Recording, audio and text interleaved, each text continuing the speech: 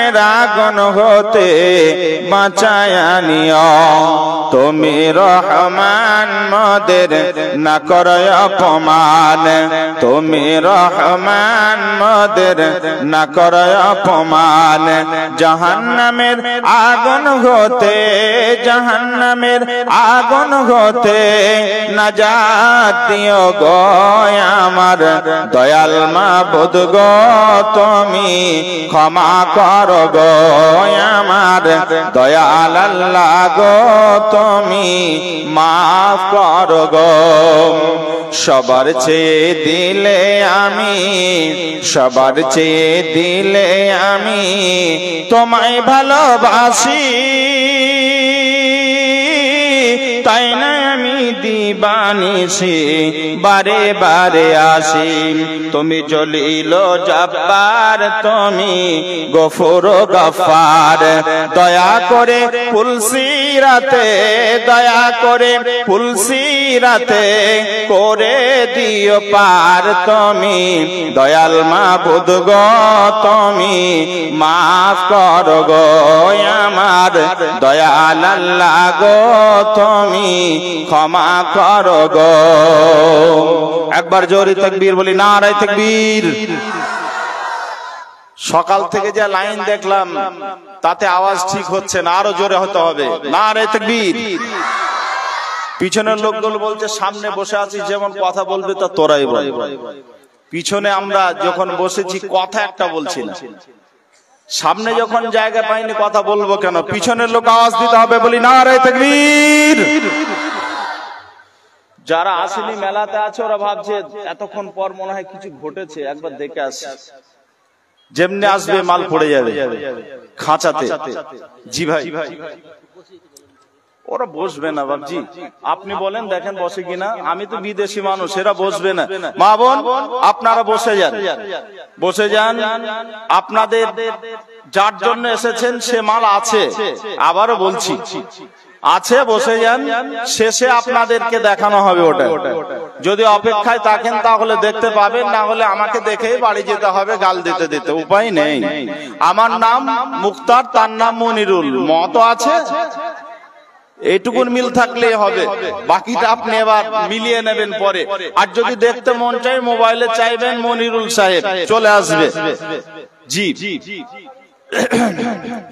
উপস্থিত আজকে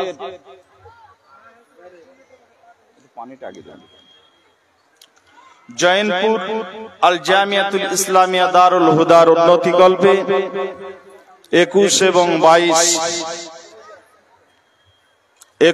এবং 22 ফেব্রুয়ারি 2025 সালে আজকের সমাপনী দিবসের আজকের জলসার সুযোগ্য সম্মানিত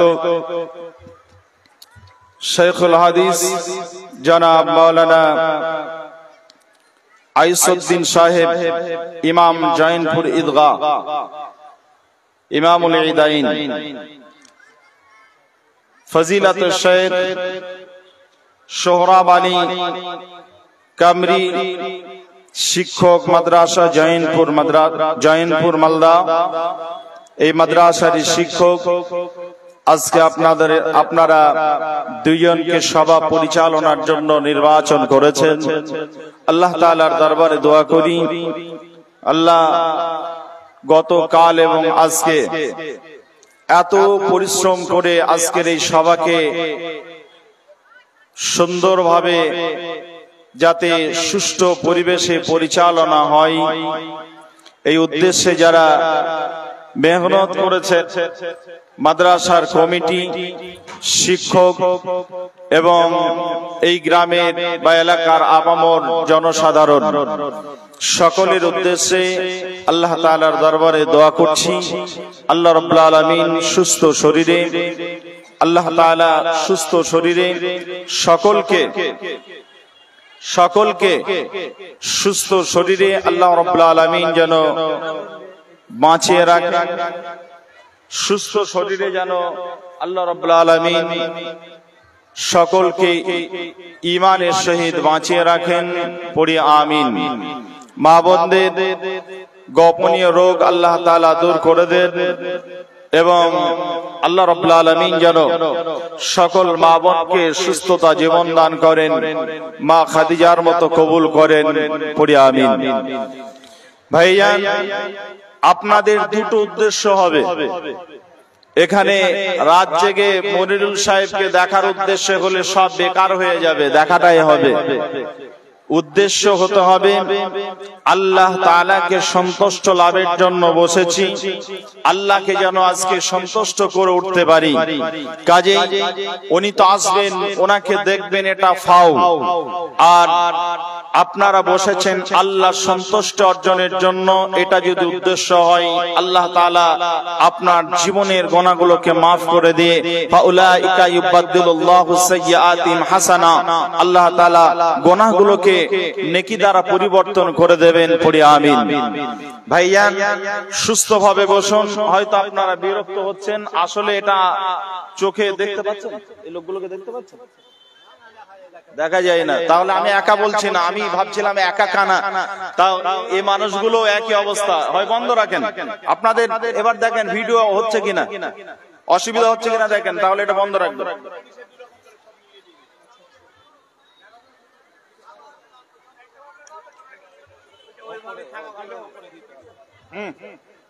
উপরে এভাবে দিয়ে দেন, বাস। একটু কষ্ট হলেও করেন। জি ভাই, আচ্ছা, ওনার কাজ উনি করছেন, করতে দেন। এবার আমার বক্তব্যের দিকে আগাই। আপনাদের মূল্যবান সময় থেকে আমি মাত্র 2 মিনিট উপস্থাপনায় নিচ্ছি। আমার উপস্থাপনার যদি শোনেন, তারপরে বক্তব্য যদি নাও শোনেন, যদি বাড়ি চলে যান, তাও সকালবেলা বলতে পারবেন নদিয়ার মাওলানা মুখতার এই বিষয়ের উপরে আলোচনা শুরু করেছিলেন।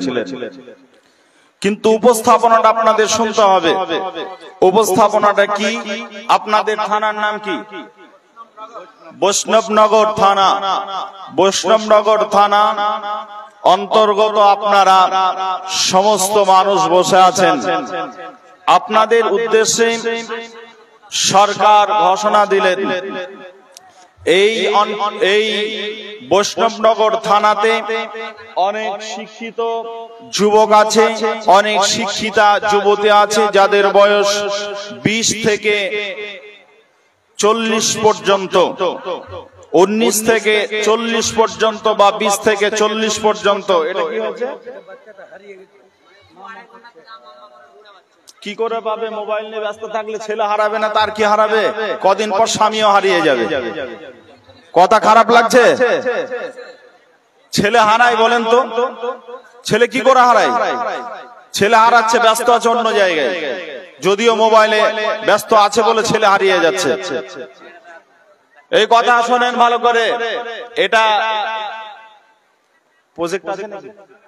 প্রজেক্ট নেই, তাহলে তো তুলতে হয়, একজনে ধরে তুলেন। এ দেখেন, এই যে ছেলেটা, কোন মা বোনের যদি হয় তাহলে নিয়ে যান, আর তা নাহলে রেখে যান, আমি নিয়ে যাব।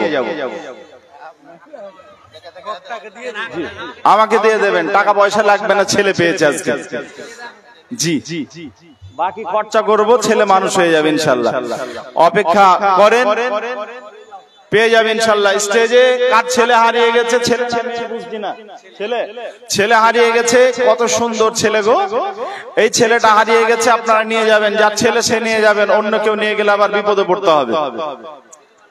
হ্যাঁ, বলছিলাম যে ভাই, বৈষ্ণবনগর থানাতে শিক্ষিত ছেলে আর শিক্ষিতা মেয়ে আছে না নেই?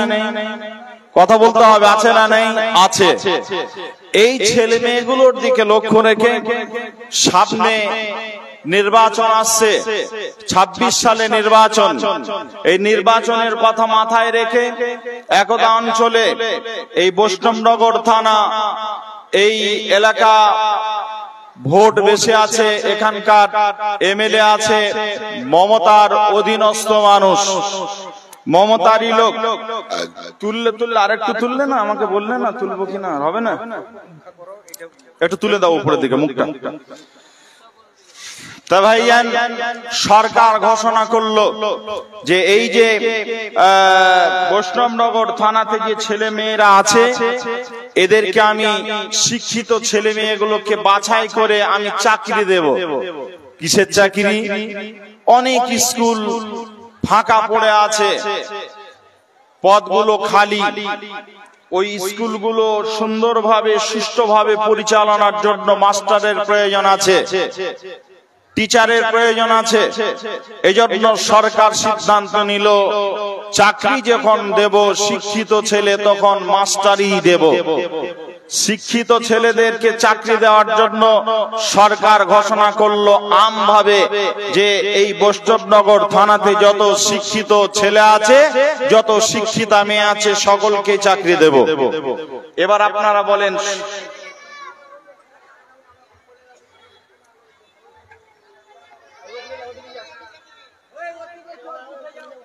এ ভাই, যে ভাই ছেলেটা নিয়ে গেলেন, আপনি গেটে দাঁড়ান, গেটে দাঁড়ান, ছেলের মায়ের খোঁজ এসেছে, ছেলের মায়ের মুখ দেখে আপনি ছেলে দেবেন। কোন বিপদ রে ভাই, বিপদের শেষ নেই। জন্য নাদবি সাহেব বলেছিলেন, ছেলে যদি হারিয়ে যায় সব ছেলে আমাকে দিস, তোদের যদি মানুষ করতে এত অসুবিধা হয় আমাকে দিস, আমি মানুষ করে দিয়ে যাবো। রাগে এই যে বক্তব্য শুরু করছি বারবার ছেদ কেটে যাচ্ছে। জি ভাই বলছিলেন কি কথা? ঘোষণা আম হলো না খাস হলো? কথা বুঝছেন আমার না বুঝছেন না? আমার কথাগুলো বুঝতে গেলে পরে আমার দিকে মন রাখতে হবে, মেজাজ আমার দিকে রাখতে হবে, শুনতে হবে খুব মনোযোগ সহকারে, ব্রেন অন্য জায়গায় রাখলে হবে না। ঘোষণা করলো চাকরি দেব, যাদের বয়স হবে 20 থেকে 40 বছরের মধ্যে যারা, তাদেরকে চাকরি দেব। এটা আম ভাবে ঘোষণা হলো না কোনো শর্ত হলো? আম ঘোষণা হলো, শিক্ষিত ছেলে মেয়ে হলেই চাকরি। কিন্তু সরকার এই কথা বলার পর এবার সরকার বলল 5টা শর্ত আছে। কয়টা শর্ত? 5টা শর্ত আছে। 1 নাম্বার শর্ত হলো মাধ্যমিকে তাকে 70% নাম্বার থাকতে হবে, উচ্চ মাধ্যমিকে 65% নাম্বার থাকতে হবে, তার বিএ গ্র্যাজুয়েশনে তাকে 60% নাম্বার থাকতে হবে। 4 নাম্বার, সে যখন মাস্টার হবে, মাস্টার্স করেছে, ওই সাবজেক্টের উপরে, যেই সাবজেক্টের মাস্টার্স করেছে ওই সাবজেক্টের উপরেও তাকে 55% নাম্বার থাকতে হবে। আর 5 নাম্বার, মাস্টারি চাকরি করতে গেলে কিভাবে পড়াতে হবে ছেলেদের, তার একটা ট্রেনিং করান সরকার। তার নাম হলো, সরকার যে উচ্চ শিক্ষার জন্য যে ট্রেনিংটা করার হাই স্কুলের জন্য, সেই ট্রেনিংটার নাম হলো বিএড। এই বিএড থাকতে হবে। তাহলে শর্ত কয়টা হলো? কথা বুঝছেন না বুঝছেন না? শর্ত কয়টা হলো? 5টা শর্ত হলো। সরকার বলল এই 5টা যাদের মিলে যাবে শর্ত, 5টা শর্ত যাদের মিলবে আমি তাদেরকে একটা সার্টিফিকেট দেব। ওই সার্টিফিকেটটা নিয়ে গিয়ে যে স্কুল তারা চয়েস করেছে ওই স্কুলে গিয়ে যখন দেখাবে, আপনার এলাকার কিছু ছেলে মালদা পার করে আপনার রায়গঞ্জে গিয়ে জয়েন করলো, আপনার এখানকার ছেলে আমাদের পলাশী স্কুল চয়েস করলো, হতে পারে এটা যে অপশন থাকে সে অপশনে এটাই তার ভালো লেগেছে, চয়েস করলো। এবার এই ছেলে আর মেয়েগুলো প্রতিদিন কিন্তু তারা ডেলি প্যাসেঞ্জারি করতে পারবে না, আসা যাওয়া করতে পারবে না। কাজেই এদের জন্য 3টে পুরস্কারও ঘোষণা করলো। 5টা শর্ত মেনটেন যাদের হলো, 5টা শর্ত যাদের মিলল তাদেরকে চাকরি দিল। চাকরি কিসের বদলে? শর্ত যখন মিলে গেল সার্টিফিকেট দিল, ওই সার্টিফিকেটটা নিয়ে গিয়ে স্কুলে যখন দেখালো, হাই স্কুলের হেডমাস্টার দেখার পর তাকে জয়েন করালো। তাকে স্কুলের যে টিচার অ্যাটেন্ডেন্স খাতা আছে সেখানে তার নামটা লিখে দিয়ে বললো এখানে আপনি সিগনেচার করুন, জয়েন্ট হয়ে গেল। এবার সরকার ভাবলো এত দূর থেকে আসা যাওয়া করবে, এটা অসম্ভব। তাদের জন্য 3টা অফার দিল, 3টে ঘোষণা করলো। কি 3টে উপহার ঘোষণা করলো? 1 নাম্বার, তাদের জন্য কোয়ার্টারের ব্যবস্থা করলো, থাকার জন্য কোয়ার্টারের ব্যবস্থা। 2, তাদের জন্য থাকতে গেলে পারে খাবার লাগবে, খাবারের ব্যবস্থা করলো। 3, থাকবে, খাবে। একটা মানুষ হিসাবে তার সুস্থ অসুস্থতার ব্যাপার আছে। কাজেই সরকার বলল অসুস্থ হলে পারে মেডিকেল ফ্রি, আমি একটা কার্ড দিয়ে দেবো মেডিকেল ফ্রি, যে রোগী হোক না কেন মেডিকেল ফ্রি, তোমার টোটাল পরিবার ফ্রি চিকিৎসা পাবে, উচ্চ খুব ভালো জায়গাতে হলেও পাবে। সেটা দেশের নাম করা যদি কোনো বেসরকারি হাসপাতাল হয় সেখানেও পাবে। এক কথায় তোমার কোনো অসুবিধা হবে না, সব জায়গায় গিয়ে তুমি পরিষেবা পাবে। তাহলে তিনটে উপহার ঘোষণা হলো, একটা থাকার ব্যবস্থা, দুই খাবারের ব্যবস্থা, তিন চিকিৎসার ব্যবস্থা। সরকার তিনটে ঘোষণা করে দিল উপহার হিসাবে। সরকার বলল এতগুলো ছেলের মধ্য থেকে হাজার হাজার ছেলে আছে বৈষ্ণবনগর থানাতে, আর মাত্র 60টা ছেলে আমি বাছাই করতে পারলাম। আমার এই ছাকনিতে মাত্র 60টা ছেলে বাছাই হলো। অতএব এই ফার্মে এসে 5টা নয় 60টা ছেলে, এই 5টা ফার্মের যে নিয়ম বলে দিয়েছি, শর্ত বলে দিয়েছি, এই শর্তই গিয়ে 5টা ছেলে মানে 60টা ছেলে কেবলমাত্র টিকলো, বাকিগুলো সব বেকার হয়ে গেল। সরকার আরো উদ্যোগ বাড়ানোর জন্য, এদের মানসিকতা বাড়ানোর জন্য, শিক্ষার উচ্চ শিক্ষার প্রতি তাদের আগ্রহ বাড়ানোর জন্য সরকার আরো একটা উপহার ঘোষণা করলো, ফাও একটা ঘোষণা করলো, যেটাকে ফাও বলা হয়। সে ফাও মানে আপনি আজকে 50 কেজি কাউকে রাই দিচ্ছেন, সরষা দিচ্ছেন, 2 কুইন্টাল 5 কুইন্টাল আপনি সরষা ওজন করছেন, ভুট্টা ওজন করছেন, ওজন যখন হয়ে গেল, যে কিনতে এসেছে এই ক্রেতাকে আপনি আরো 2 আঁচল 4 আঁচল দিয়ে দিলেন অতিরিক্ত, যেটা ওজনে নেই, ওজনেও এলো না, টাকাও লাগলো না, একে বলা হয় ফাও। কথা ঠিক না ভুল? ফাও দিল সরকার, একটা ফাও ঘোষণা করলো। খুব খুশি হয়ে সরকার একটা ফাও ঘোষণা করলো। কি ফাও? সরকার বলল এত শিক্ষিতা মেয়ে আর ছেলে থাকার পর, এত শিক্ষিত ছেলে থাকার পর মাত্র 60টা ছেলেকে আমি বাছাই করেছি। উদ্যোগ বাড়ানোর জন্য সরকার বলল মুসলিম হিসাবে বাৎসরিক তাদের 2টি ঈদ আছে, আমি একটা ঈদে বাছাই করে তাদেরকে গোটা পরিবারকে আমি পোশাক দেব। এটা হলো ফ্রি, এটা হলো ফাও। আমার উপস্থাপনা শেষ, উপস্থাপনা শেষ। চাকরি পেতে গেলে পারে শর্ত কয়টা? 5টা। উপহার কয়টা? 3টা।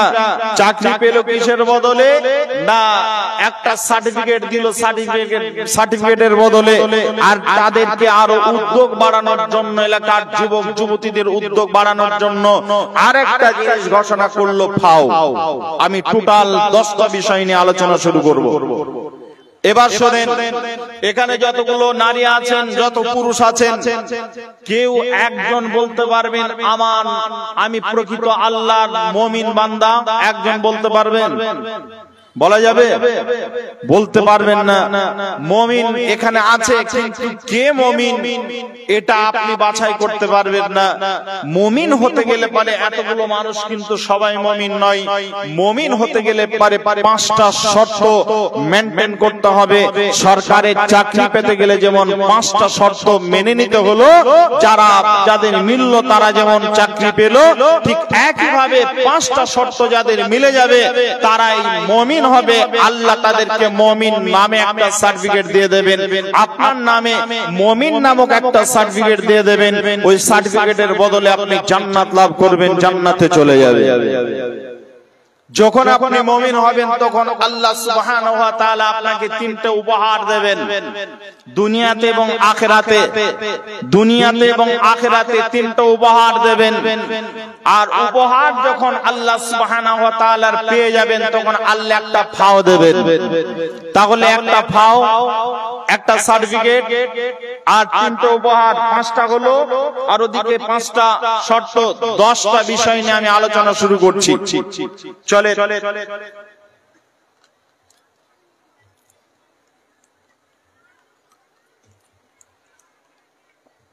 আমার উপস্থাপনা শেষ, এবার বক্তব্যে ঢুকছি।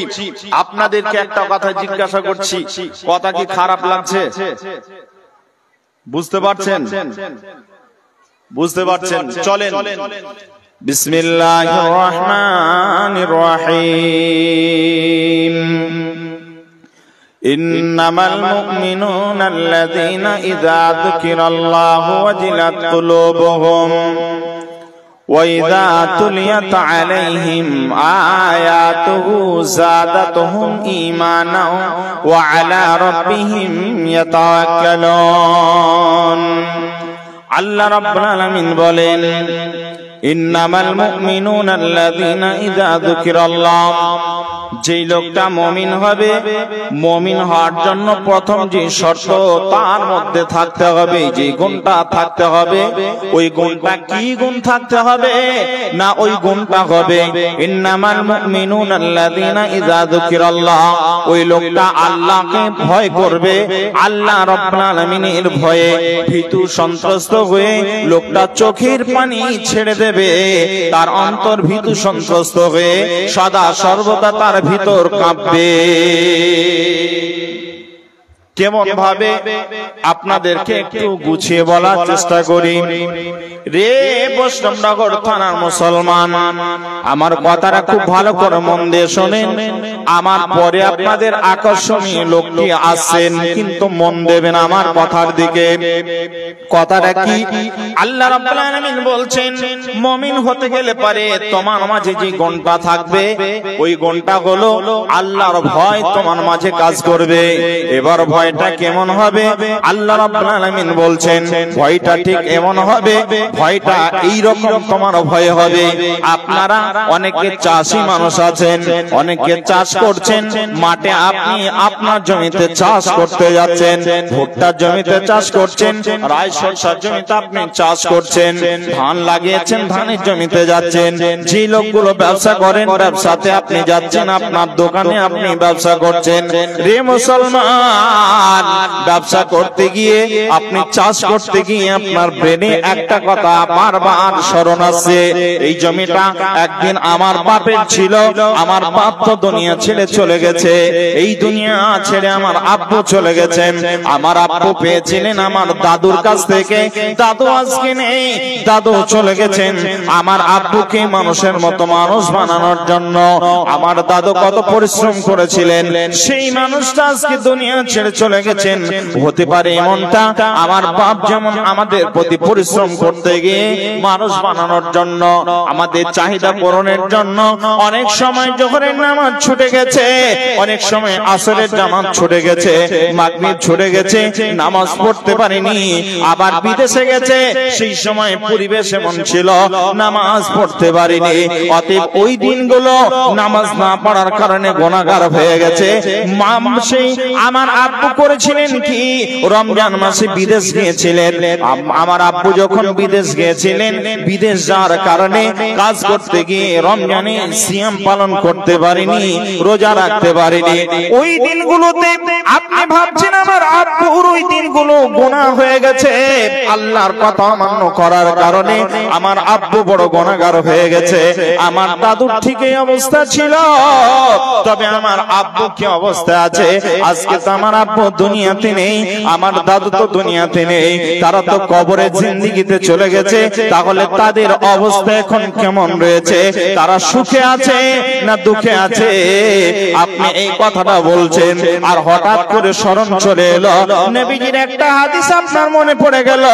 বিশ্বনবীর স্ত্রী মা আয়েশা রাদিয়াল্লাহু তাআলা আনহার কাছে কতিপয় লোক গিয়ে জিজ্ঞাসা করলো, হে আল্লাহ রাসূলের স্ত্রী খাদিজা, ওগো উম্মুল মুমিনিন খাদিজা রাদিয়াল্লাহু তাআলা আনহা, আপনার কাছে এসেছি, নবীর ব্যাপারে একটা কথা জানতে এসেছি।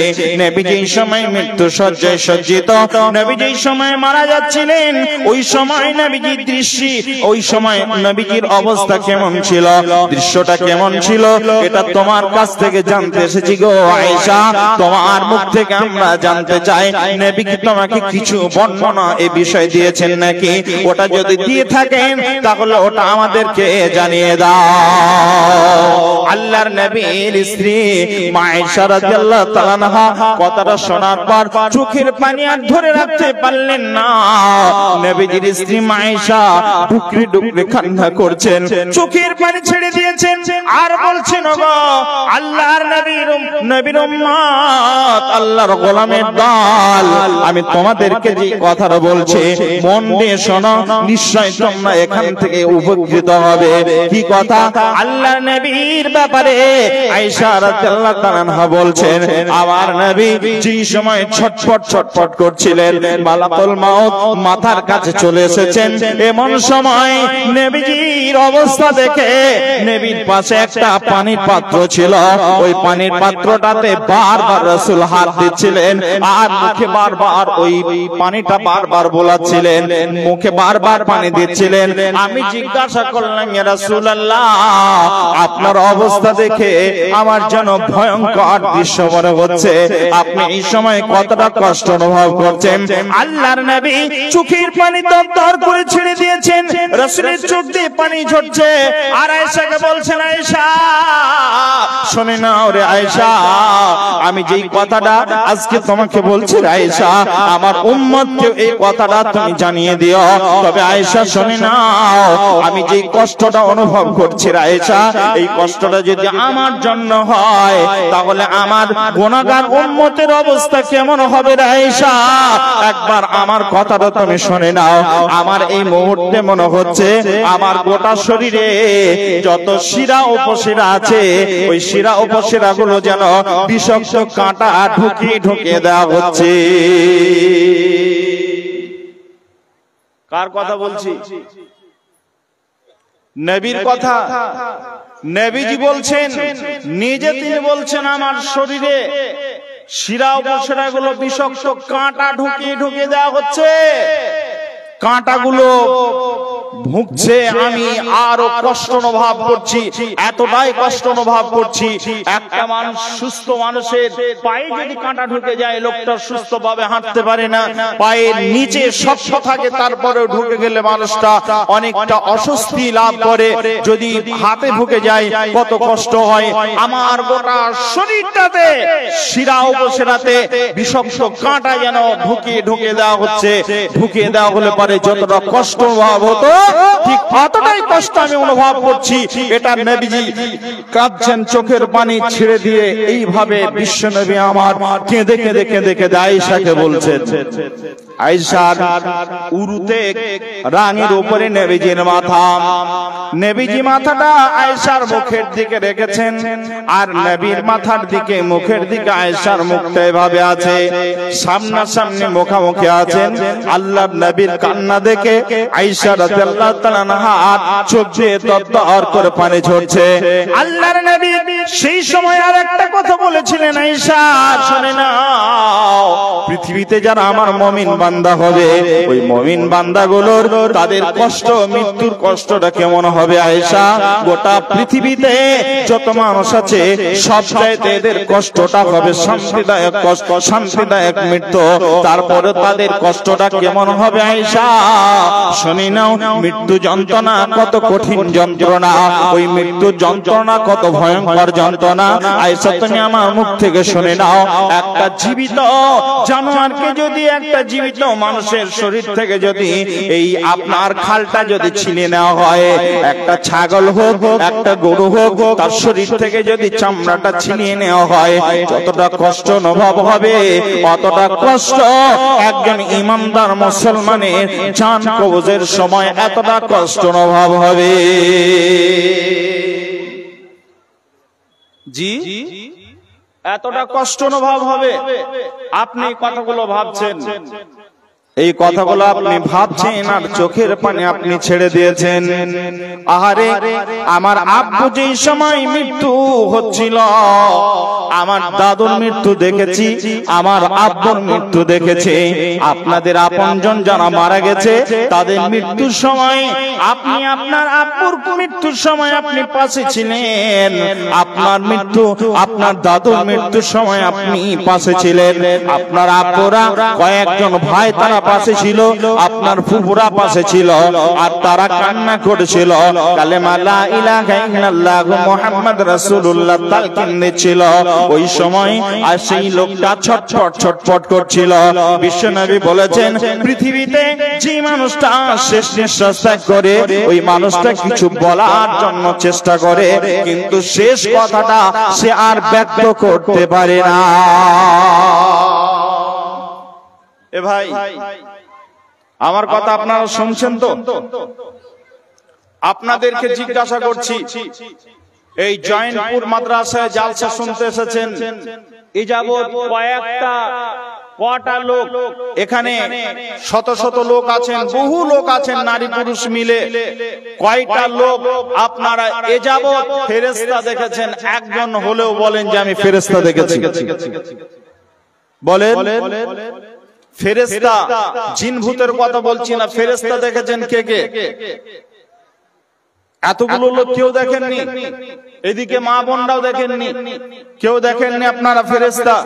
ফেরেশতা দেখেননি? তাহলে চাচা আপনি দেখেছেন? দেখেননি? দেখেননি চাচা, কেউ দেখেনি। ফেরেশতা দেখা যাবে? দেখা যায় ফেরেশতা? আজকে দেখাবো, তারপরে ঘর যাব। ফেরেশতা দেখাবো, তারপরে ঘর যাব। ফেরেশতা দেখতে হবে, আজকে দেখা যায়। জি, ফেরেশতা দেখা যায়। কোন সময় দেখা যায় আপনাকে শোনাচ্ছি, কারণ শেষে হয়তো বলতে পারবো না, অন্য কোন কাজে ফেসে যাব, মাদ্রাসার জালসায়, এই জন্য অন্য কাজে ফেসে যেতে পারি, বলতে পারবো কিনা জানি না। কাজে এখনই আপনাদের বলে দিই কখন ফেরেশতা দেখা যায়। ভাইজান, আপনার আব্বা, আপনার দাদা যখন মারা যাচ্ছিলেন, আপনার মা যখন মৃত্যু শয্যায় সজ্জিত ছটফট ছটফট করছিলেন, ওই সময় আপনার আব্বা, আপনার দাদু বলছিল, সামনে থেকে ইশারা করে বলছিল সরে যাও, সামনের দিকটা সে হটিয়ে দেওয়ার চেষ্টা করছিল। সে যদি মুখে কথা বলতে পেরেছে তা বলেছে আমার সামনেটা ফাঁকা করে দাও, আর যদি কথা না বলতে পেরেছে, তার ইশারা করার ক্ষমতা আছে, তো ইশারা করেছে সামনেটা ফাঁকা করে দাও। আর যদি এটা না হয়েছে তাহলে বলার চেষ্টা করেছে, কিন্তু তার কথা পৃথিবীর কেউ বুঝতে পারেনি। বুঝেছেন কে? যার নাম হলো আল্লাহ। আল্লাহ ইন্নাল্লাহা আলিমুম বিযাতিস সুদূর, তার অন্তরের খবর জানেন। অতএব আল্লাহ তার কথা বুঝেছে, আপনি মানুষ হিসাবে এটা বুঝেননি। তবে আজকে বলে যাচ্ছি, এই নীতিটা আপনারা সকলেই কথাটা মাথায় রাখবেন। রে মুসলমান, আপনার যখন আপনজন কেউ মারা যায়, তখন আপনি তার পাশে দাঁড়িয়ে থাকেন, আর সামনে থেকে কি কারণে সরে যেতে বলে? আল্লাহর নবী বলছেন, যখন একজন মানুষ মৃত্যু শয্যায় সজ্জিত, লোকটা মৃত্যুবরণ করবে, তার আগের মুহূর্তে লোকটার যত দূর নজর যায়, যত দূর নজর যায়, তত দূর তার নজর ভরসে ফেরেশতা দেখতে পায়। লোকটা যদি নেককার হয় তাহলে রহমতের ফেরেশতা দেখতে পায়, আর লোকটা যদি পাপী হয় তাহলে গজবের ফেরেশতা দেখতে পায়, আযাবের ফেরেশতা দেখতে পায়। লোকটা ছটফট ছটফট করে, আর এই সময়টাতে তার মাথার কাছে এসে মালাকুল মউত এসে দাঁড়িয়ে যায়, বসে যায়, আর মালাকুল মউত তার জানটাকে কবজ করে নেয়। এই জান কবজ করার আগের মুহূর্তে ওই মৃত্যু শয্যায় সজ্জিত লোকটা আপনার ফেরেশতা দেখতে পায়। যে ফেরেশতা দেখবে তার দুনিয়া শেষ। কথা বুঝেছেন না বুঝেননি? যে দেখবে সে শেষ, তার আখিরাত শুরু হয়ে গেল, দুনিয়া তার জন্য ক্লোজ হয়ে গেল। তা ভাইয়া, আপনাদের কাছে বলছিলাম, এই কথাগুলো মাথায় ঘুরছে। আপনি চাষি মানুষ, চাষ করছেন, আপনি দোকানদার, দোকানে আছেন, আর আপনার ব্রেনে এই হাদিসটা মনে পড়ছে। কি হাদিস? একটা খবর শুনিয়ে যায়। মৃত্যুর কথা বললাম, মৃত্যুর পর মানুষকে দেখে আসে, কোথায় তার নাম কি? জোরে বলেন। মৃত্যুর পর মানুষটাকে দেখে আসে, কোথায়? ওই জায়গাটার নাম কি? কবর। বিশ্বনবী বলছেন, শোনো, আপনাকে আমি বাস্তবতায় বলছি, হাদিসটা বলার আগে, আপনার সুন্দর বাড়ি আছে,